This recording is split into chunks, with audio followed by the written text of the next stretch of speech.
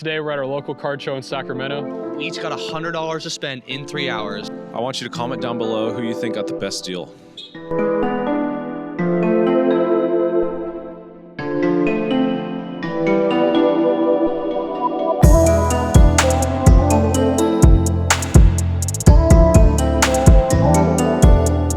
Okay guys, my strategy, I'm a big spender, but I only have $100. So the first thing I might do is I might look through the dollar bins to see what we have first. I'm also gonna walk through both rooms to kind of check out what we're looking at, and then I'm gonna go back and make some deals. So another strat is just look for numbered cards. So right now I'm looking through bins just for a little bit of time I have, just to look at number to 50. Number 49, Jameis Winston, just stuff like that. I don't know if I'm gonna buy it yet, but I'll let you guys know if I do pick up a lot of these. So I was looking through the dollar bin for about 10 minutes. I'm usually not too big on dollar bins just because I like to deal with stuff where I could really look up a direct comp or slabs was easy to comp and just make deals in like a bigger price range. I picked about, I think it was 15-ish cards. I think I paid $10 for these cards, and these cards were 2007, 2008 refractors of basketball. But what I did notice were the numbers on the back. For example, a David Lee number to 50 was in the dollar bin. So I knew these cards were much more than just 50 cents. I think I looked up a couple comps. I think I saw a couple $20, between $20 and $40 comps. So within the time I had, I think these cards are gonna pay off.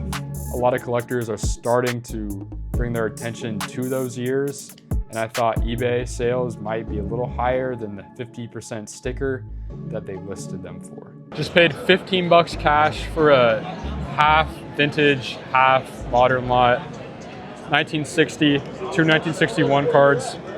Got it for 15 bucks in total, including a Greg Maddux. I think it's out of 660, but it's a refractor.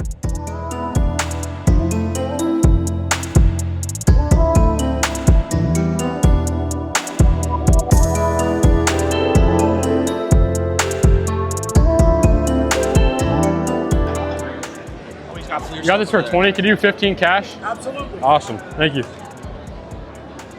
You got 5 and change? Absolutely. Sweet. Thank you so much.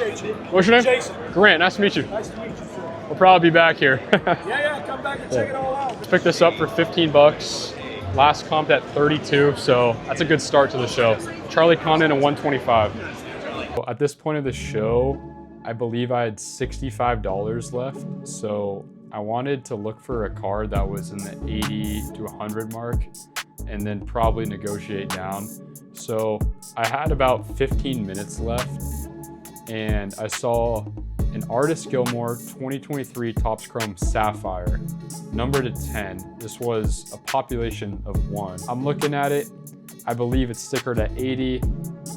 I can't go through the dollar bin again. I have to hurry up. So basically what I did was, this guy was negotiating with some other guy. I'm like, real quick, could he do 65 cash?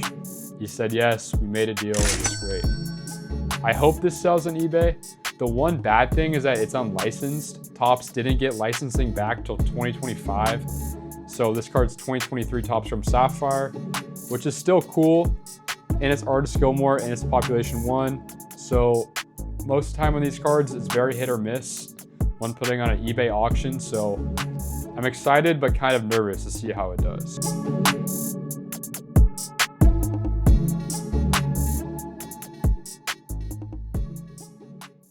All right, so my strategy here today, I think the biggest thing for me is like trying to find a base card that I can grade. I think that's gonna be the biggest win here, especially now that you have the vault and PSA and everything with that. I could send it to them and they could sell it for me on eBay and everything. So I think maybe try to find a Shohei for $100 raw or something along that line and kind of go from there and see what I can get, and then hopefully grade it if it's in good condition. So.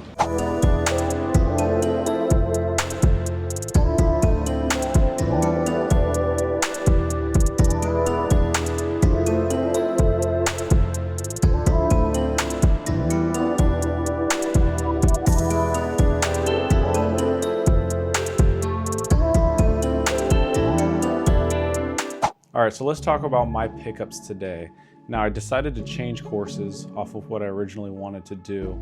Now I picked up 2 cards. One of them was a 1965 Willie Stargell and a PSA 3. Now our other card that I decided to pick up was a 1980s 1981 Topps. It's a Maurice Cheeks, Magic Johnson, and a Ron Boone rookie card. Now this one is in an SGC 8. Now both of these cards I picked up for $100 total.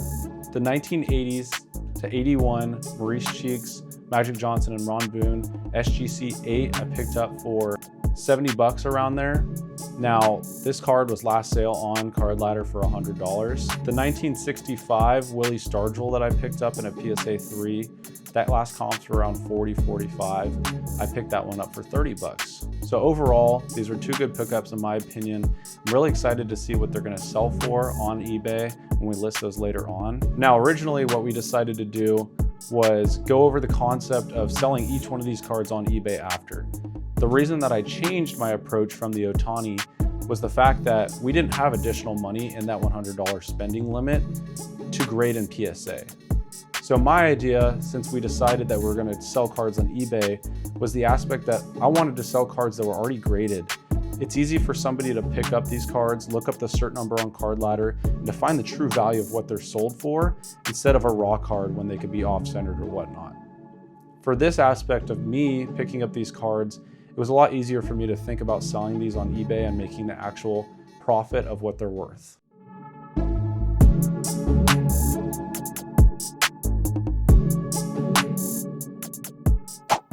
All right, so my strategy going into this, man, I'm not really sure. I'm gonna be looking at a lot of prospects, guys I think I can do well, long-term investments, and then also looking for a lot of like Wemby and Cooper Flag. Those guys are super, super hot right now. So if I can find, a base of their card in a dollar box, those base cards probably go for $5, $6. So that's my strategy going into this, but. Interested in Who's your that. favorite player? All time or right now? He's a big Cubs guy. I mean, Chris Bryant? Chris Bryant was up there. Right now it's PCA. All time. PCA, I got 2 autographs right there of him. I did see those, yeah. All time, probably Ryan Sanford. Well, bam. Mr. 83 points himself.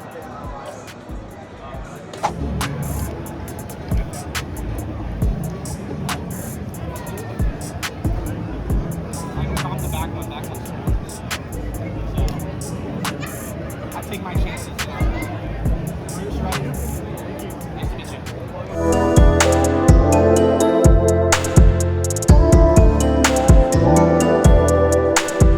Really? This might be the one to go to. You can get some vintage down. Eastern Junior 3 yards for 40 bucks. Hey, Karen, bro.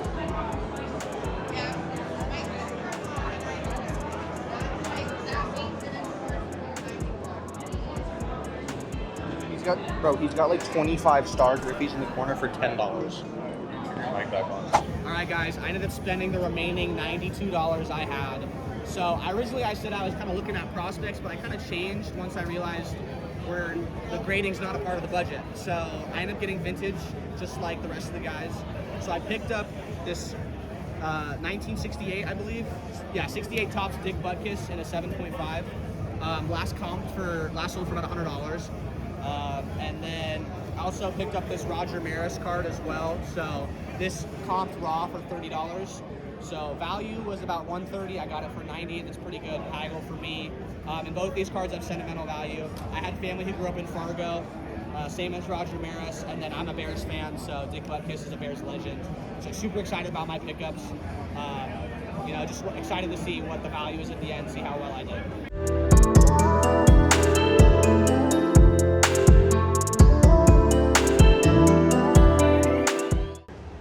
All right, guys, so we all spent our $100 in the 3 hours. We're headed home. So super excited to see, who won the challenge. Make sure to vote down in the comments. Leave a comment. Let us know what you think. And we're also gonna put the sales, the fees, everything on eBay just to show, or we sell it online. So we don't know we're gonna sell it yet, but we're gonna show everything. It's the real numbers in real time. All right, let's talk about our cards that we got at the show and what they sold for. The first card that I picked up was the 1980 to 1981 Maurice Cheeks Magic Johnson and Ron Boone rookie card. Now I picked this one up for $70. After posting it on an eBay auction for 7 days, this card came to the conclusion of $42. This card would be around $36 in earnings. My biggest card was a Population 1 Artist Gilmore Top Sapphire Chrome. I put the card on eBay. It sold for $39, and after fees, I netted $32.28. So definitely a big letdown. Sometimes you just never know with unlicensed products. Sometimes it could go for 150% of comp, sometimes it goes for 50% of comp. In this case, there was no comp. I kind of set the bar, but I didn't set the bar very high. Another thing to talk about with my basketball card was the aspect of looking through Card Ladder and looking through last sales. Now this is something I partially failed at. While I did look at the last sale of $100, I did not look at the last sales prior to this. Now we go back to November 28th of 2025. This card sold for $75.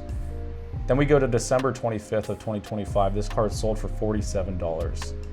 The most recent comp that I did look at was a $100 sale, and this is December 29th of 2025. With my most recent sale, this card's now set down to $42.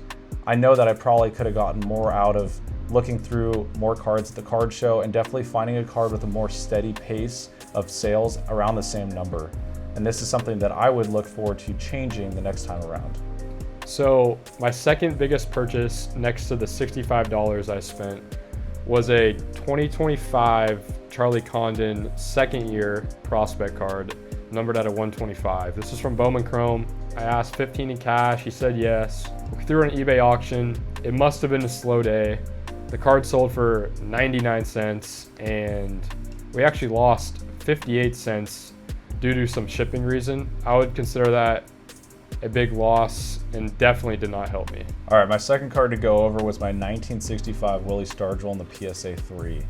Now I was a little bit more fortunate on this card.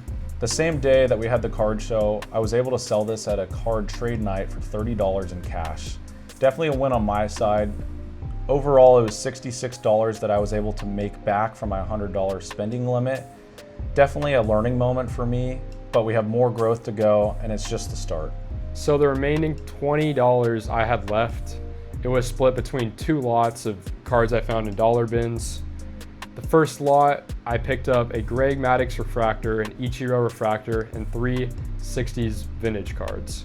The 3 60s vintage cards weren't really worth for me to list, so I spent $10 on this lot. I believe there was 3 cards from the 1960s and then 2 refractors. One of the 2 refractors was an Ichiro refractor. It actually sold for $13.50. For some reason, the buyer was international and I had to pay like $15 to ship it. I actually lost, again, $3.52. So another learning moment. And then the other card was Greg Maddux. It sold for $4.30. After eBay fees, I picked up $1.97. So after doing all the numbers, I made back a total of $37.67, which means I lost $62.33, taking last place in this challenge. Honestly, we're learning here. We're just beginning, and I think we got to give credit to we're just beginning and we're learning. So after all of my sales, I ended up making back $66, which means out of the $100 that I spent, I lost $34. Now the importance of this video and what we want to share is our youth. And so that is the importance of our channel. We're young, we have a lot to learn, especially in this card game, when it comes to shows, when it comes to trading, and when it comes to selling on eBay and everything about cards. You know, the important thing for us is we understand that failures are just a part of the process and we have so much to learn and so much to grow from this point.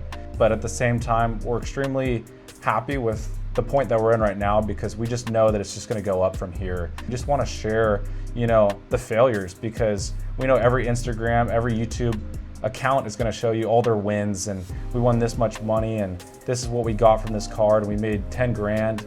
Well, we're here to show you that there's a reality in this and it is not easy to just go straight into it and think you're gonna be a top dog.